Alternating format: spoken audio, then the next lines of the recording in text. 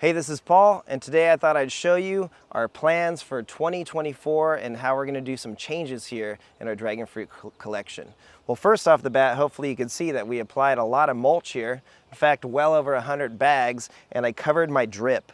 So the first thing I learned is when I didn't cover the drip, like you could see over here, well, when I started weed whacking and getting rid of the weeds, I started damaging all of my drip lines. So I regret not burying them. The soil was really hard. I can make excuses, but I learned that I want to cover my drip and bury it. So you can see here, I'm going to have no weeds. I'm going to save a lot of time. I will no longer have to weed whack several times and replace and fix the drip. But I just waited until one of our big box stores had a big sale on mulch. So they offered 4 bags for $10. So you can see I bought over 100 bags. I laid it nice and thick. I don't use a weed cover. I just like to keep it natural. And if you use it nice and thick, about 2 to 3 inches, and weed whack down to the nub, the weeds don't come back in my experience. So we did this last season in a different section of the yard, and I was really happy with the results. So this weekend I finished all the way down to here, redid all the drip. And you can see I'm using these stakes and keeping the drip line really close to the pots. Also, I've put some holes in my pots so that way the drip line can go in through the side here. If you could see my finger here, Scott.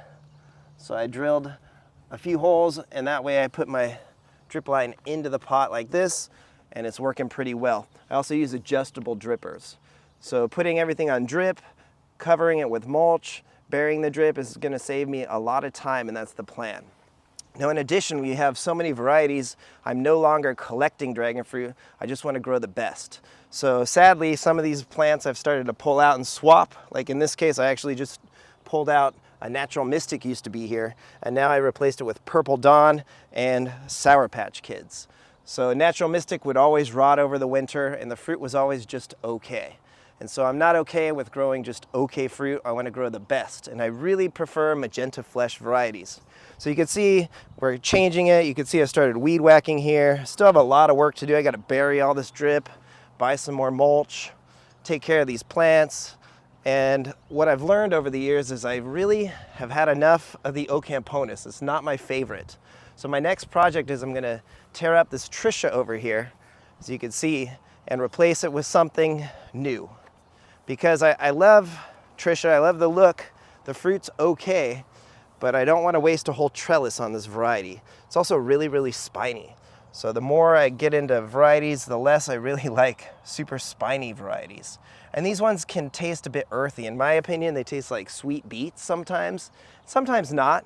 And they are still delicious, but I definitely don't think this is worthy of a trellis. So we're gonna put them over on the fence and use it more as a security fencing. So if you look, hopefully this will deter somebody or some animal possibly from climbing over our fence because nobody wants to get thorned. So I will say what I've noticed is the Ocamponus, like Tricia, here's El Grullo, but when they have this new growth that's really, green, like you could see, it tends to be a better flavored fruit for the Ocamponus, in my opinion, as opposed to some of the ones down there that are red.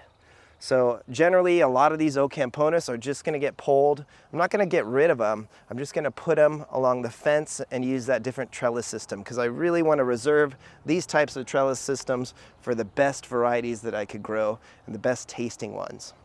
You can see Paul Thompson's Ocamponus here. Again, it hasn't fruited for me. It's very green on the new growth, which indicates it's probably going to taste better than one with red new growth. And another thing I should add about Ocamponus is they're not as productive. They take a longer time to grow, large, a few more extra seasons, and then a lot of the times they don't produce more than 1 or 2, maybe 3 fruit for the whole season.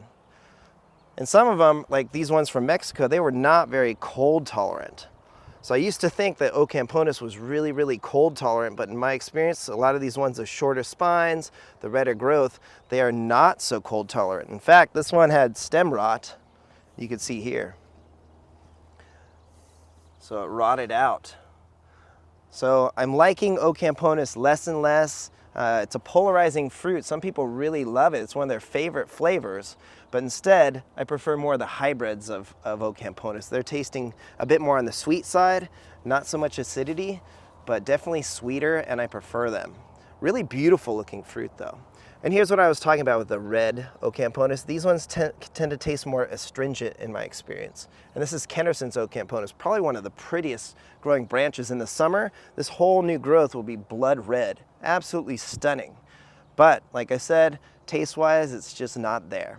So you can see I've removed quite a few already. This was, shoot, I can't remember offhand. Mr. Wu was over here, but I removed something here. I think it was Edgar.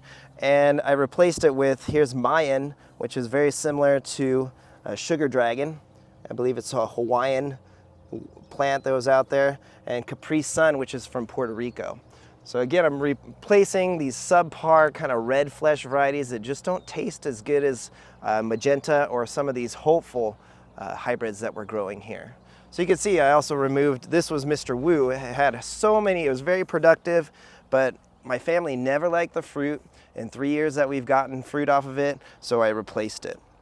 And this one is hopefully going to be a really sweet Undatus. This one's from Puerto Rico, a seedling, and it was Brixie in the 20s. So it's definitely like the Game of Thrones here, where only the best varieties are going to stand and develop and get to keep a trellis. So you can see up here we have a lot of really other productive, hopeful plants. Like this one hasn't fruited yet. Hopefully it will. This one is which one is this? Total Eclipse.